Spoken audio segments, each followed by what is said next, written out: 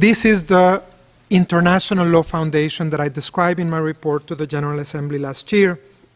I was delighted to see that report so well received at the seat of the Third Committee of the United Nations. Now, a couple of very quick points before I leave this first answer, and that is the theory. But of course, the practice that I found in all of the information that I received was diametrically opposed to it.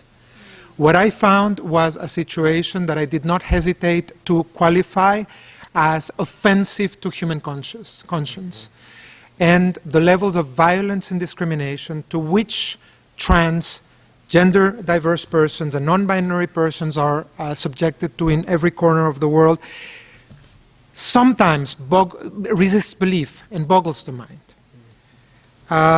Bullied at school, rejected by families, pushed onto the streets, denied access to employment, every sector. I can describe to you the level of exclusion that is actually enabled by systems that are actually permitting, encouraging, and rewarding violence and discrimination against trans persons. I will talk a little bit more about what can we do to remedy this, but that asymmetry between that vigorous framework of protection and the realities is, of course, the challenge that we are all facing in our everyday work, and a situation that I would qualify as of a fundamental rupture of the rights that all persons actually have, are entitled to. Thank you for grounding us into some pretty substantial realities. Before we move on to the next question, I've been asked to do yet another bit of housekeeping, which is that throughout you should feel free to broaden this conversation on social media by using the hashtag Beyond Binaries, which is, of course, right in front of you to be used. So please do that. One of the struggles that you're highlighting in terms of the violence and at the center of that, of course, is dehumanization. And I think that's one of the reasons why it's really good to turn to you now, Kat, because what you do through storytelling, through your artistry, is about highlighting the humanity of people and highlighting our humanity. And so as a multidisciplinary performance artist and activist, what is your approach when advocating for our rights, for humanizing us, and for giving people insights into who we are? Thank you very much, Amara. I just wanted to say, so part of my artistic practice is rooted in something that, colonial power told us we shouldn't be doing, which was, really working from within our cultures. So as a Botswana and looking at cultural practices in Botswana, consultancy is a huge part of how we form identities. It's a huge part of how we build communities. It's a huge part of how we essentially create families, and that's where I root my activism as well as my creative practice, in that before there's words for you, you cannot exist. And so we all know that colonial oppressions resulted in a lot of erasure of language, which is fundamental to identity creation. And so a lot of my work has been around trying to influence cultural shifts and social shifts in a way where we're not just leaving it to the law, as the ambassador spoke about. We're not just leaving it to the law to identify and recognize people so that they could be visible. We are not just leaving it to the academy to study us as subjects and objects, but for us to, in and of our own languages, to be able to offer ourselves space to be reflected as well as recognized. So with the activism work, it's been about also getting people on the ground to really understand how to speak, because what a law says and what your mother hears are not the same thing. What the law says and what your best friend will say to their parents is not the same thing. Just earlier somebody asked me about, how do we build allyship, and I said, allies are not people who should be speaking on behalf of LGBTQI plus people. They should be people who feel confident enough to refer whoever is questioning them to an LGBTQI plus person, to then be in that space. Because if allies are forever speaking about us, then we're not able to fully be understood. We will remain concepts. So within my work, it's been really about trying to get people to recognize that trans people aren't just surgery, psychoanalysis, body politic. Some of us really do care about the climate. Some of us really do care about farming. Some of us really do care about fashion. We're not just entertainment pieces. We are whole human beings. And if you don't allow trans and gender diverse persons to really be more than just the politic of you trying to understand how and when they exist, you then cease to let them fully exist. So that's what I've been really trying to get people to do, and pushing, as Mam PHUMZILE said, pushing the envelope to say, how do we really, really push it to the point of being able to be in these spaces, right? We're making history today. The ambassador and I and others made history earlier in March by putting trans bodies within this institution. So how do we keep going forward? But for us to really be understood as not just, hey, what is your preferred pronoun?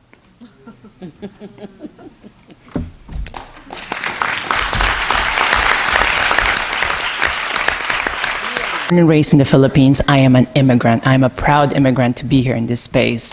I think it's important for me to recognize that in this moment where immigrant identity are being attacked. I have to say, the journey of getting me to starting Gender Proud as both as an advocacy platform, also as a media production, is really through my personal experience. I believe, dignified and nuanced and accurate representation of trans and gender diverse people saves lives. It could save thousands, all of our lives, right? I mean, GLAD Media, a media advocacy organization, just to posit here in the United States, did a study that 84% of Americans doesn't know a trans person, right? And most of those things, the first interaction is really through mass media, right? So if you're not getting the accurate representation, you're just being dehumanized.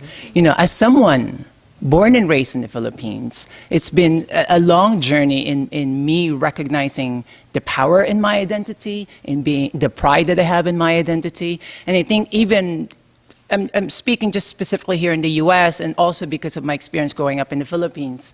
We're having a conversation right now in the US, and it should be, I believe, in all over the world, about storytelling, about representation, right? It's one thing to see yourself in media, which is important, to recognize who you are, to see yourself represented and celebrated. But the bigger issue is that who's telling those stories, right? It's important. I could name names of so many examples, but it's problematic when there's actually people that are being represented about the story and they're not being represented behind the scenes. It's important. It's much more important to have that full scope of representation, not just in front, but also behind the scenes. I was born and raised in the Philippines. I grew up in a country that have a very mainstream cultural visibility of transgender people. I came from a culture of transgender beauty pageants in the Philippines. I mean, I've joined them all, basically. I was one of the most prominent beauty queen in the Philippines. But then, growing up in the Philippines, in a country, majority Catholic country, right? We have a culture of transgender beauty pageants that happens in the most conservative Catholic religion, tradition, and celebration, right?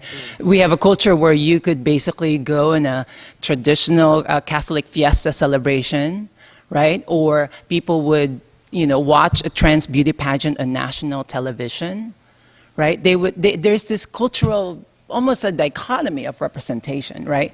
And as someone who was experienced this at such a young age, at 15 years old, joining trans pageants allowed me to be who I am, right? But then when I moved to the United States, it presented a completely different context. And I like to always say that being trans in the Philippines is culturally visible, but not politically recognized. There are still no rights for trans people to exist as we are. We can't change name and gender marker. There are no legal protections for discrimination. But when I moved to California specifically, it was almost the other way around.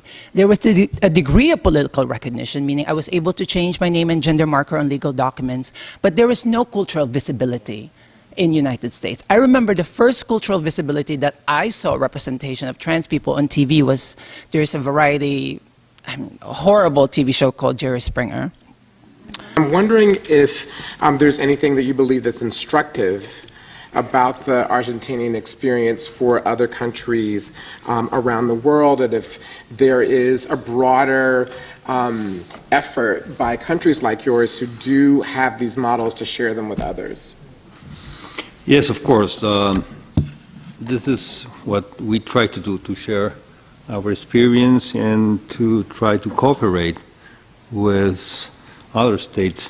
For example, the HLPF, now, as you know, we are in the last week of HLPF, and this provides, this meeting, a unique opportunity to discuss this issue since it gathers UN member states, civil society, and UN agencies.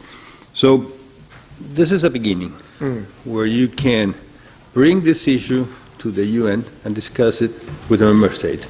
And as I said before, we have a UN core group and we have the Equal Rights Coalition. The first that we joined with Netherlands and the second with UK. And our commitment is to try to bring to these groups more and more member states and to work together in the international arena, trying to work against any kind of discrimination, and try also this increasing of our membership will mean not only to have larger group, but also to give more visibility to this problem. And despite the progress in our group, we are aware that there is still room for improvement, both on the national and international scope. For example, it's very important, the last report of our friend Victor Madrigal, that shed light and provide useful insights on the importance to collect data with a view to access the situation of LGBT persons. And this is the kind of work that the member states all together with you, Victor, we should do to try to make not only the visibility of this problem, but also to help to provide a solution in all those countries where the trans people, the gay people, the LGBTI persons really feel discriminated, and in so many cases their lives are in danger. Thank you. PHUMZILE, the ambassador spoke about the way in which countries through this core working group are coming together, working together. And one of the questions that I have for you is, in terms of coalescing and coming together, we know that a lot of the violence against people who are trans and gender diverse, as I mentioned in the beginning, is intersectional, that it collides with a lot of other human needs, wants, and that in order to secure these rights, we have to work intersectionally. How do you think that we can fold that into advancing LGBTQI plus rights, and what would you say is the centrality of doing that? Well, let me start by highlighting the fact that UN Women as a feminist organization cannot be a feminist organization and a homophobic, a feminist organization and not have a stand concretely supporting people with disability. You cannot be, I don't even think you can be a feminist and not care about climate. You cannot be a feminist and not care about people who are living with the stigma and other challenges of living with HIV/AIDS. Be a feminist and not be concerned about the discrimination of people because they are migrants. Rights are rights and they're indivisible. And we have to build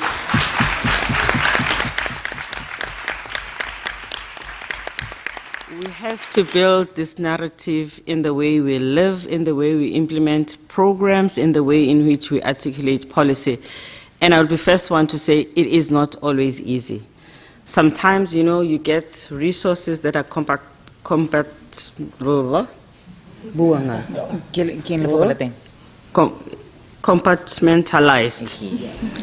So it's resources for you to address disability or to address that, and that can sometimes force you into this kind of chopping a person into different pieces.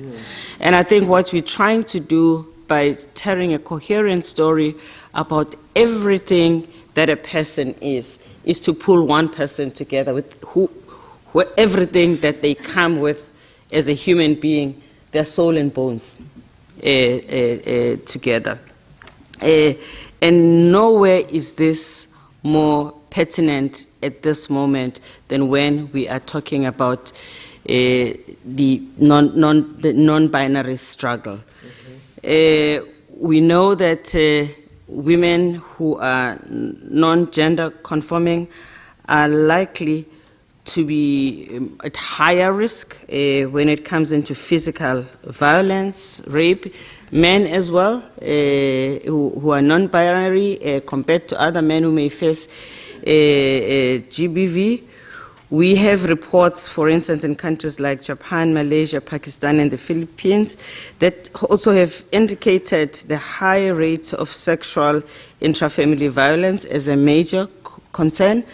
And women generally are not safe at home in many countries because we have high rates of domestic violence.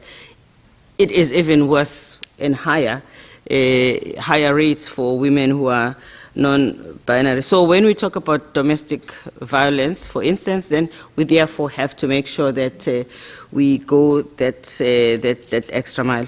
When women migrate and are displaced, their vulnerability is exacerbated.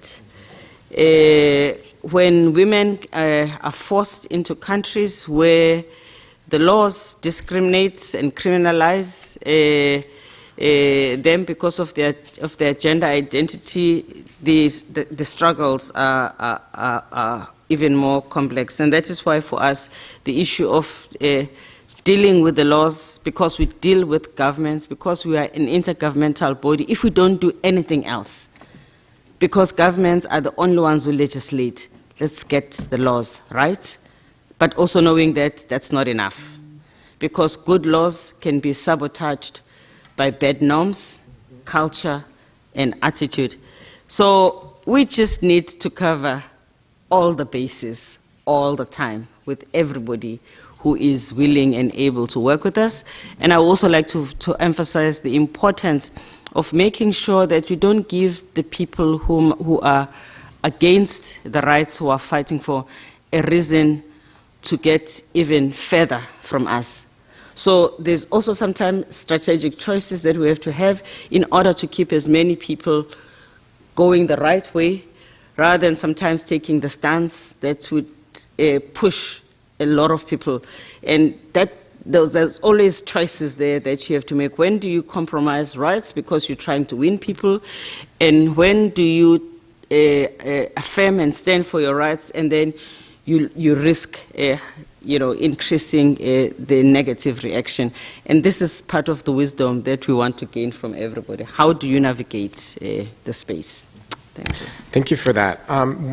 Victor, one of the things that PHUMZILE just spoke about was the trade-offs and the navigation and trying to make sure that everyone can move together. And so how do you think that that can be done? And how do we work together, given your experience in this unique role from that bird's eye view of how to do that?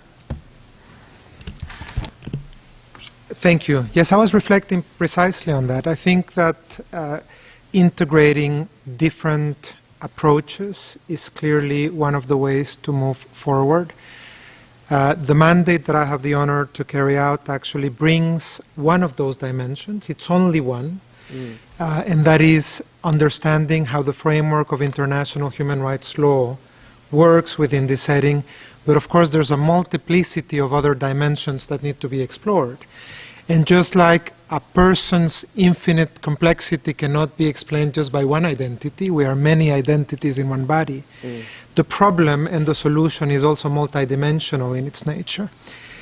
A couple of ideas that I think are important to reflect in this. The first one is, when speaking about gender, I think it's important that we reflect on the notion that it most likely than not is going to be about power. It's about the way power is structured in society and the way that power is predetermined to reside in certain hands because of certain configurations.